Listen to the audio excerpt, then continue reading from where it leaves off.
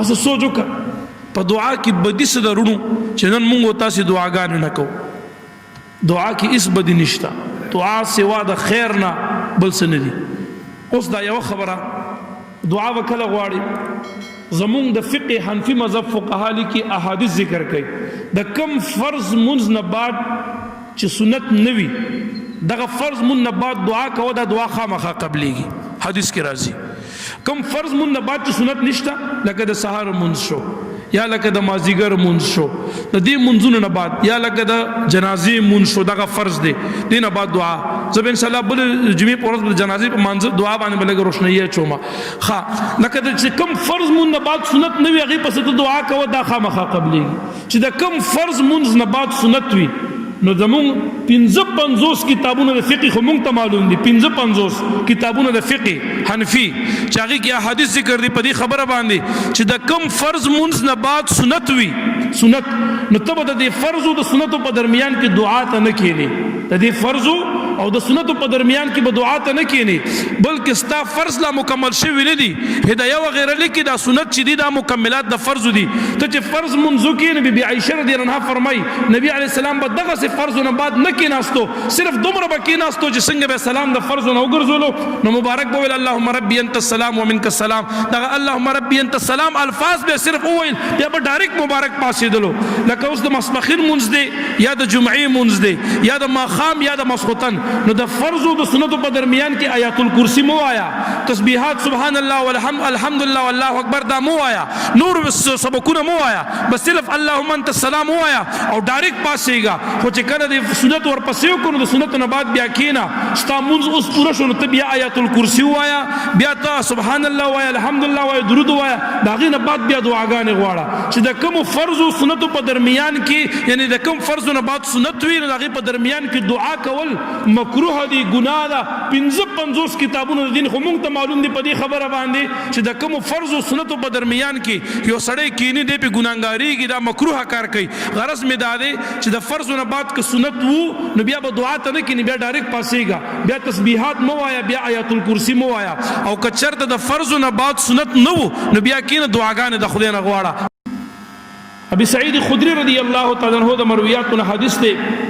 ابن ابي شيبه ذکر کړي امام حاکم ذکر کړي امام احمد په مسند احمد کې ذکر کړي نبی عليه السلام فرمای ما من مسلم يدعو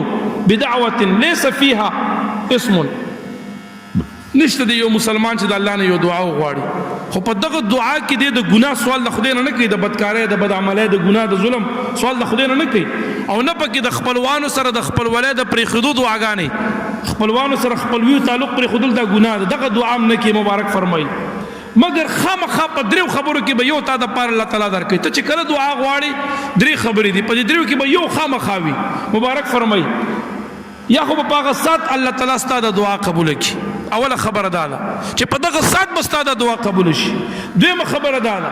کدا دعا دې په دغه سات قبول نشوه نو باری تعالی ګوري کستا د پاره په دې کار کې خیر وو دې کار د څه د خدای نه غواړي کدی کې خیر وو نو په دغه سات قبول کړي په دغه سات قبول نشوي نه خیر پکې نه وو نو بیا تا د پاره دا دعا د آخرت ذخیره شي په آخرت کې به تعالی خدای په دې دعا دومره اجر درکړي چې ته بیا ارمان کې چې کاش کې په جون کې زما یو دعا نه قبول شوه او دا تمام دعاګانې مال خدای آخرت کې قبول کړي وي او اجر را کړي دا به څومره خوا